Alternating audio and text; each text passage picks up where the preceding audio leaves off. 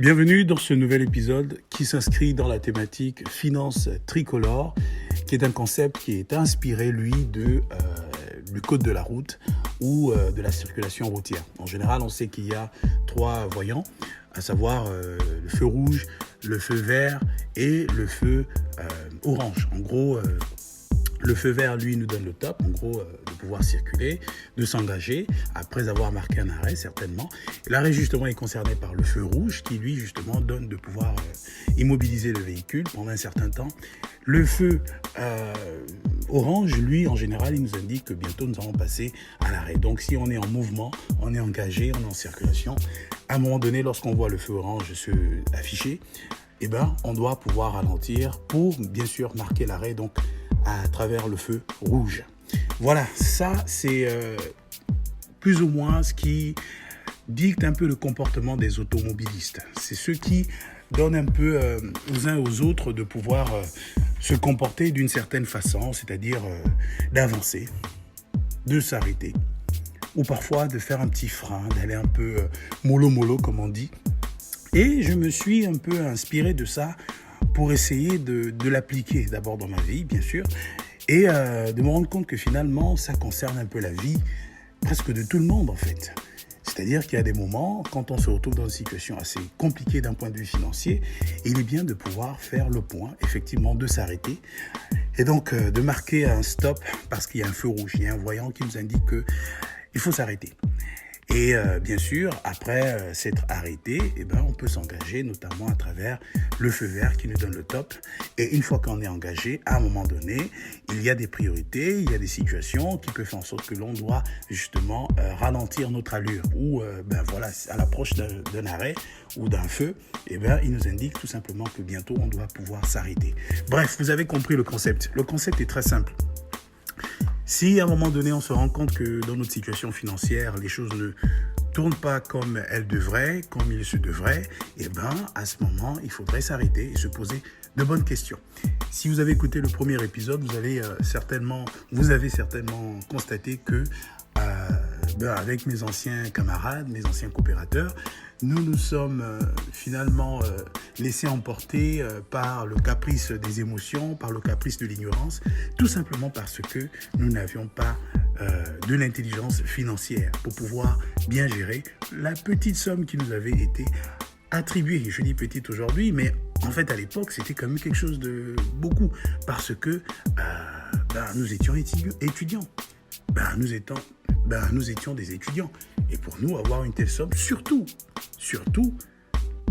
à l'issue, d'une demande comme ça, juste envoyée de façon tout à fait aléatoire, et surtout parce que vous avez initié quelque chose, vous avez entrepris une activité à laquelle vous y croyez corps, âme et esprit, et que vous voyez justement qu'il y a une institution qui croit justement à cela et qui est capable justement de nous accompagner financièrement.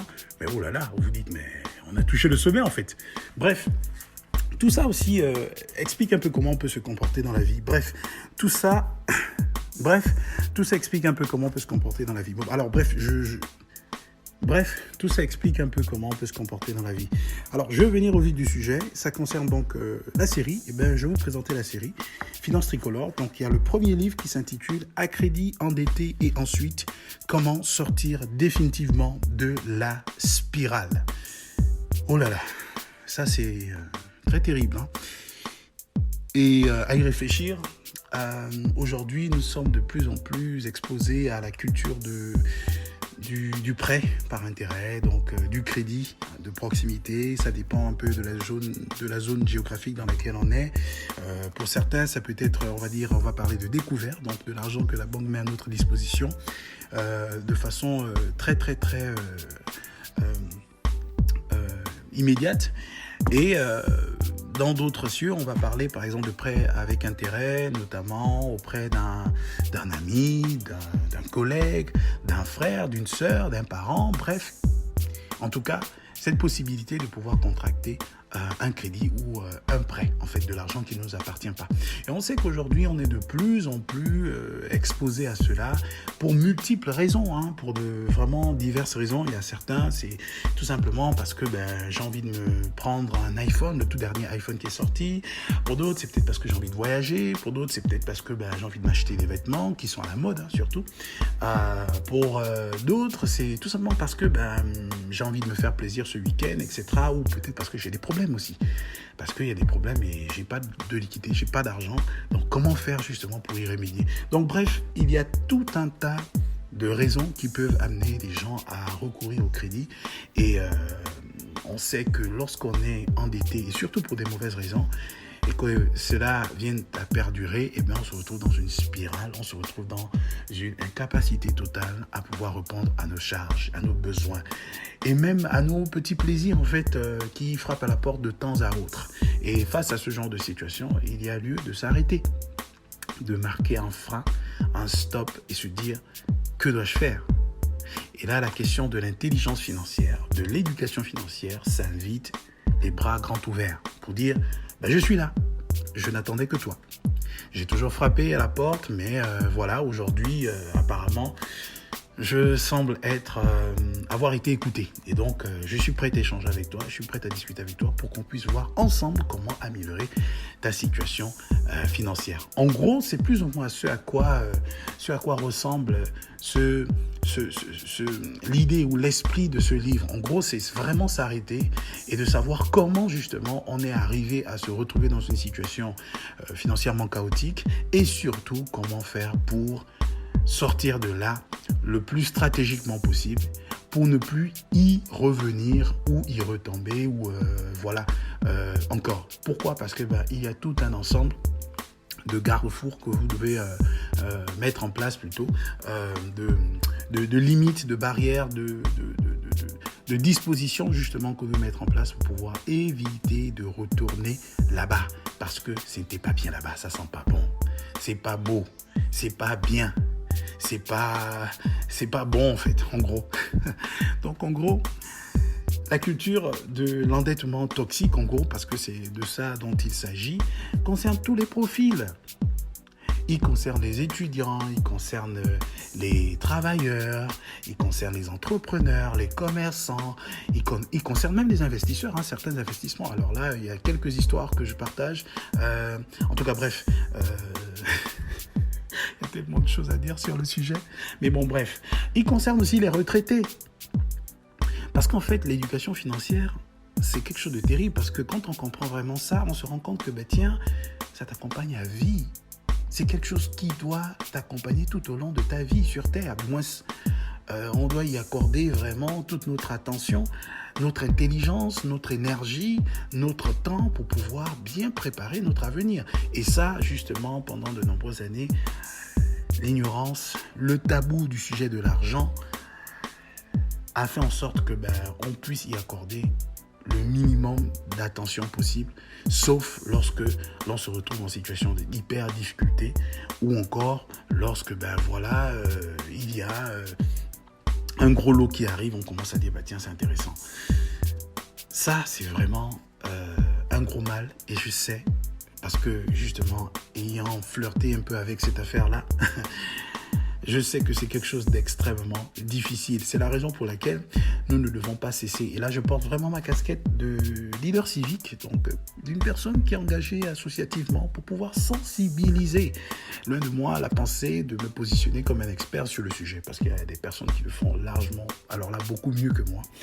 Mais je me suis en fait autorisé à me dire, tiens, il faut sensibiliser autour de soi sur cette question pour que les uns et les autres puissent déjà dans un premier temps se réconcilier à l'argent, donc revoir l'argent comme un moyen et non pas comme une fin en soi, et surtout de pouvoir mettre en place tout un ensemble d'habitudes positives pour pouvoir justement assainir la situation financière, le rapport à l'argent et naturellement voir un peu comment sa vie peut avoir de meilleurs jours en fait, parce que tout s'est assombri à cause de l'ignorance. Je vous ai raconté un peu la petite histoire, mais là encore ça remonte, il y a d'autres histoires qui sont relatées, mais je m'abstiens une fois de plus de les mentionner parce que le but aussi de tout cela, c'est de pouvoir nous inciter à la culture de la lecture, des contenus qui ont le potentiel de changer notre façon de penser au sujet de l'argent.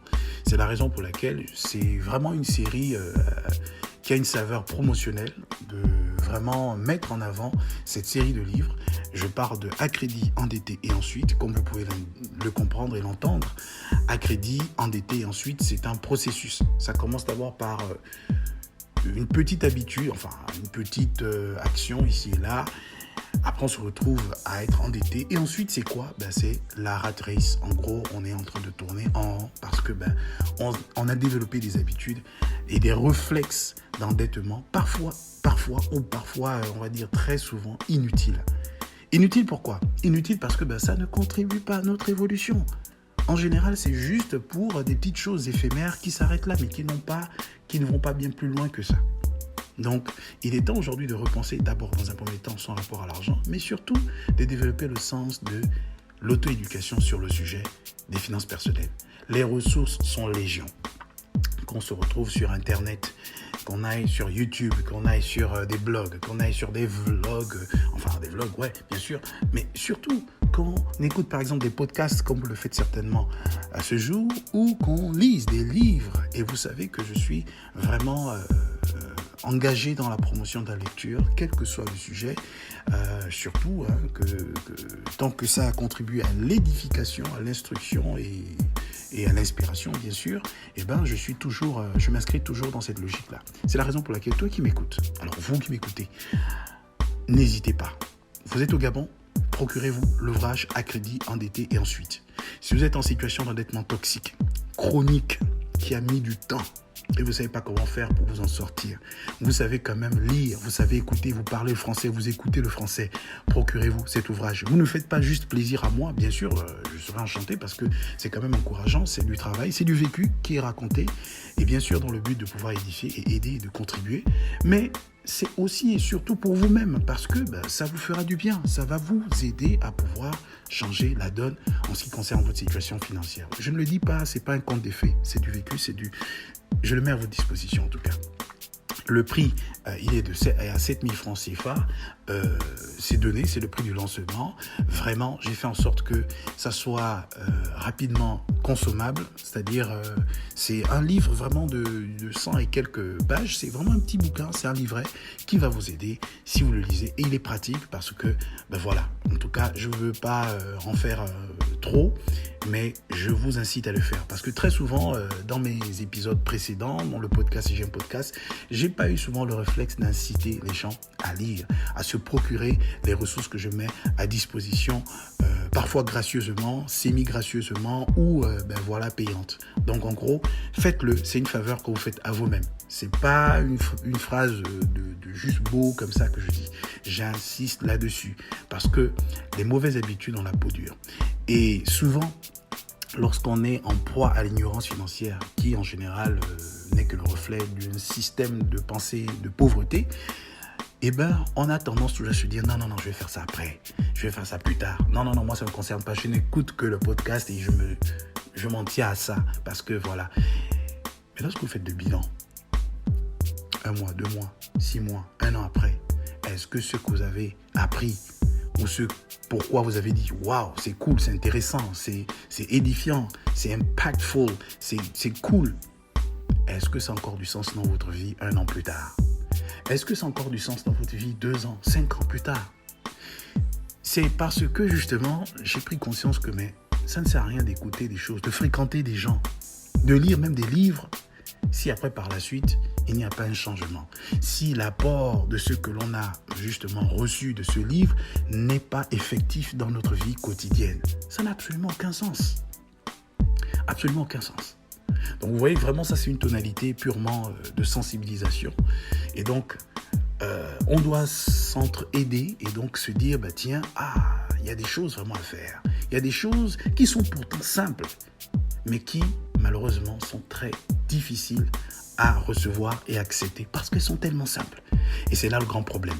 Il faut apprendre à se dire, tiens, si un temps soit peu, j'ai souvent consacré de mon temps, de mon énergie, de ma force intellectuelle, mentale, tout ce que vous voulez, pour des choses qui ne servent qu'au divertissement, Alors que je sais au fond de moi que j'ai besoin de m'instruire pour véritablement constater un changement dans ma vie, je dois me faire violence. Et ça, la mentalité de pauvreté n'aime pas ça. Se faire violence pour le changement. Un changement transformationnel, c'est-à-dire, mais vraiment, qu'on dise qu'il y a un avant et un après. Mais pas un changement purement émotionnel qui se limite à « Ah, c'est cool !» Un peu comme le dimanche, quand on va à l'église, on se dit « Tiens, il a bien prêché, elle a bien prêché, le message était puissant. » Oui, ça c'est cool. Mais qu'est-ce que tu as retenu de ce message ? Oh là là, où est la connexion ? Qu'est-ce que tu as retenu ? C'est là ce qui fait toute la différence entre un auditeur qui est vraiment intentionnel, qui est attentionné et qui est déterminé, alors là, déterminé à changer sa vie, et celui qui, justement, se limite à apprécier. Là, on voit la différence. Donc, en gros, bref, pour ne pas m'écarter du sujet principal, Finance Tricolore est désormais disponible sur Amazon, est désormais disponible au Gabon, notamment à travers le premier livre qui s'intitule « À crédit, endetté et ensuite ». Comme vous pouvez constater, la couverture, elle est rouge. C'est pour marquer l'arrêt. Tout commence par là. On ne peut pas continuer d'avancer lorsque ça ne va pas. On s'arrête d'abord et on prend le temps nécessaire. Ça peut prendre 6 mois, ça peut prendre 1 an, ça peut prendre 2 ans, ça peut prendre autant d'années que possible. Alors là, bien sûr, on ne va pas s'arrêter, se cultiver éternellement. Il faudra à un moment donné s'arrêter et passer à l'action. Bien sûr, dans ce livre, il y a tout ce qui est nécessaire pour passer à l'action. Vous-même, vous verrez à travers le témoignage. Donc bref, tout ça, c'est vraiment le point de départ. Et par la suite, on verra comment aborder les autres choses. Et ça, on le verra dans le prochain épisode. Voilà, je ne vous en dis pas plus. Nous sommes arrivés à la fin de cet épisode. Si vous avez apprécié cela, n'hésitez pas en tout cas à partager cet épisode et bien sûr à vous procurer l'ouvrage À crédit, endetté ensuite. Et on se donne rendez-vous pour le prochain épisode. D'ici là, portez-vous bien et à bientôt.